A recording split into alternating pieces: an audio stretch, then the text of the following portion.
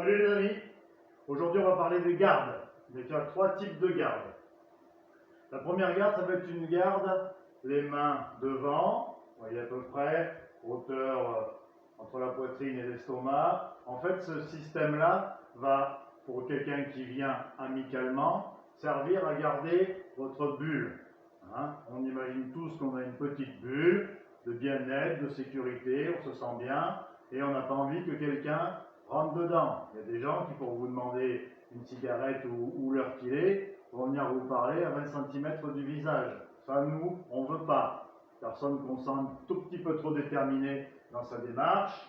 Je mets mes mains, bonjour, bonjour, voilà. Vous verrez que quand la démarche est amicale, comme je dis, ce simple fait de mettre les mains, la personne va s'arrêter. Essayez-le en prévenant personne, dites vas-y, viens sur moi, mettez vos mains, la personne va s'arrêter. Ça, c'est la première garde. Bon, on peut l'appeler garde de défense, garde de protection, je ne sais pas. Bref, le geste à retenir, c'est celui-là. Je ne connais pas la personne, je mets mes mains devant. Première garde. La seconde garde, c'est une garde déguisée. En fait, une fois que la personne va être plus ou moins proche de vous, donc à bonne distance quand même, on va partir du principe qu'on ne lui fait pas confiance, on ne la connaît pas. Je ne veux pas vous rendre parano, je veux simplement vous rendre plus prudente. Donc la seconde garde, une fois que la personne est arrêtée, va être de venir, c'est une garde neutre, garde déguisée comme je disais, donc je vais venir mettre mes mains. J'essaye de trouver quelque chose de naturel, comme ça, comme ça, comme ça. L'idée en fait, c'est d'avoir une de vos deux mains, au moins, assez proche de votre visage. Pourquoi? Parce que si la personne, dans un premier temps, est venue amicalement, ça je vais vous prendre un exemple qui parle avec l'actualité, c'est bonjour, vous n'auriez pas une cigarette? Non, je ne fume pas. Pam, c'est arrivé à des gens que je connais. Donc, bonjour, non, je ne fume pas. L'idée donc d'avoir la main près du visage pour peut-être anticiper. Vous allez comprendre tout de suite que 1, 2, 1. Vous voyez, on divise par 2, voire par 3, notre temps de réaction. Donc j'oublie pas, je pose, oui. Ça, c'est les deux premières gardes quand tout se passe bien. Ensuite, la troisième garde, donc pour ceux qui connaissent un peu, je ne vais pas rentrer dans des détails techniques, des positions vraiment techniques. Je vais essayer de faire au plus simple pour que ce soit compréhensible, applicable et malgré tout efficace. Troisième garde, ça va être la garde de combat. Là, je sais que la personne qui vient a vraiment envie de me frapper ou tout du moins de m'agresser. On va éviter la garde de boxeur, c'est-à-dire les deux poings fermés. Parce que dans le cadre de la légitime défense, le fait d'avoir ses mains ouvertes veut dire j'aurais essayé de temporiser. La personne n'a pas voulu, j'ai été obligé de me défendre. Mais je rentre dans le cadre de la légitime défense. Si j'attends comme ça, point fermé, je suis d'accord avec, j'accepte le combat. Je n'ai pas envie de négociation, j'ai envie de rien, j'accepte le combat. Dans le cadre de la légitime défense, ça sera beaucoup plus difficile à défendre. Donc la garde de combat, mettez vos mains à peu près à hauteur de vos joues, grosso modo. Et ce qui est important, donc main ouverte, on essaye de serrer à peu près les doigts.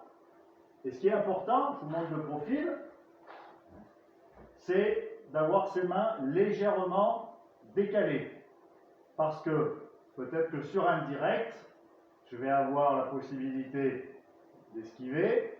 Et si peut-être j'ai raté la première, j'ai une deuxième chance.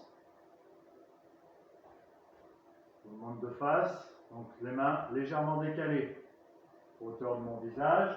Alors en dessous des yeux, forcément, il faut que je voie mon agresseur. Comme ça, j'ai une chance, j'ai une deuxième chance. Si je suis main comme ça, le coup de poing arrive direct. Je vais décaler. Mais rien ne dit qu'il ne va pas glisser et passer. Et c'est surtout que je ne vais pas le décaler de mon visage. J'aurais beau faire ça, il est toujours en ligne droite. Donc, main de face, très haute que je vois, et je vais venir décaler. Dans toutes les techniques que je vous montrerai, on verra celle après avec les coups, on va toujours utiliser son bassin. Donc là, j'essaierai de mettre la caméra autrement pour bien le voir. Peut-être me reculer une petite chouillette.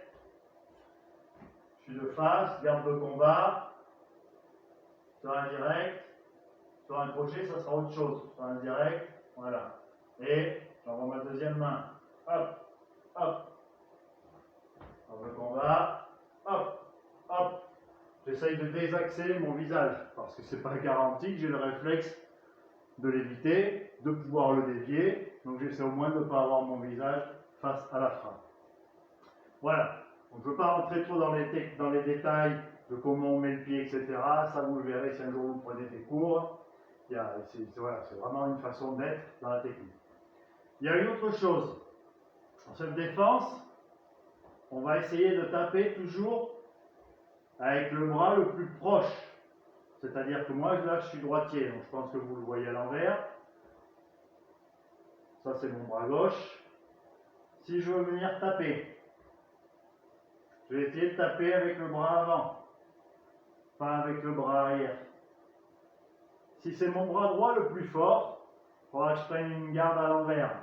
C'est-à-dire mettre ma jambe gauche arrière.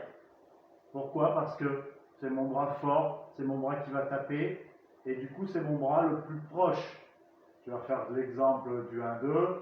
1, 1, 2. Vous voyez, ça met plus de temps forcément, puisque ça part de l'arrière. On verra ça dans les coups après. Voilà, donc je vous récapitule tout depuis le début, comme dirait l'autre. La première garde, quelqu'un qui s'approche, main devant. Deuxième garde.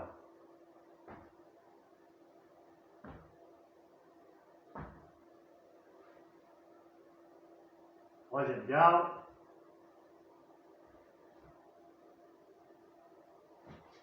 Voilà les amis, ça c'était pour les gardes. J'espère que ça vous a plu. N'hésitez pas à liker. Je vous dis à très vite pour une autre vidéo.